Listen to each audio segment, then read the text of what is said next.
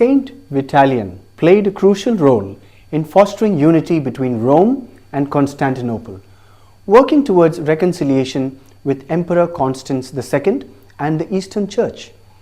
He also strengthened the Church in Britain, supported liturgical reforms, and promoted sacred music in the Lateran Basilica. Welcome to the Pontiff, a visual journey showcasing the lives and contributions of the 266 popes of the Catholic Church, presented to you by C News Live.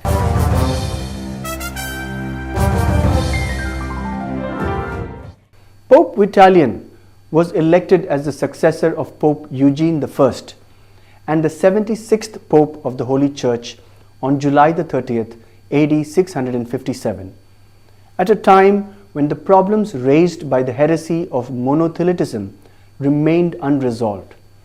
Following in the footsteps of his predecessor, Pope Eugene, Pope Vitalian endeavored to act as a peacemaker by fostering renewed ties with Constantinople through diplomatic efforts with Eastern Emperor Constans II, all while seeking a resolution to the ongoing monothelite controversy.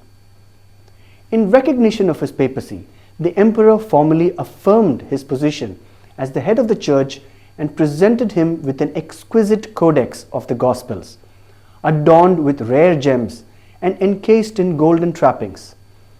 At the same time, Peter, Patriarch of Constantinople, added the name of Pope Vitalian along with other names to be prayed for at the Holy Mass.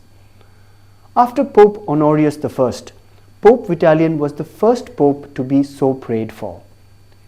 In AD 663, Emperor Constans made an official visit to Rome, where the Roman Church and clergy, despite the sufferings they endured from his persecution of Pope Martin I and his edict banning discussions on Christ's nature and will, received him with great pomp and ceremony. However, the emperor took several actions that went against the Pope's wishes, including elevating Ravenna to an independent diocese with the authority to elect its own bishop.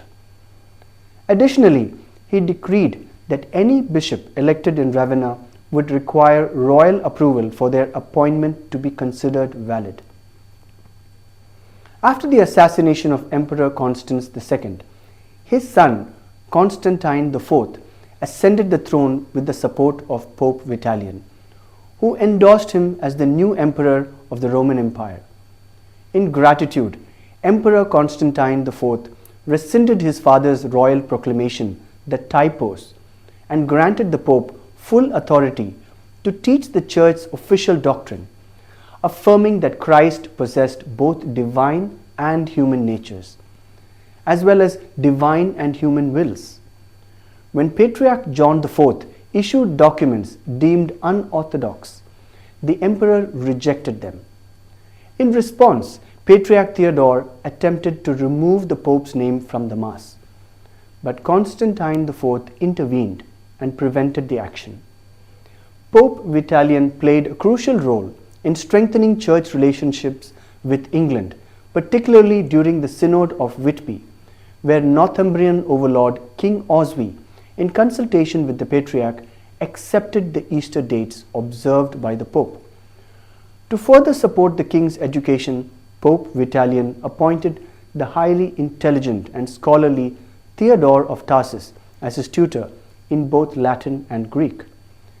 Meanwhile, when Archbishop Marius of the See of Ravenna declared independence from papal authority under the patronage of the Eastern emperors, Constans II reinforced this separation by issuing an edict that removed Ravenna from the ecclesiastical jurisdiction of Rome.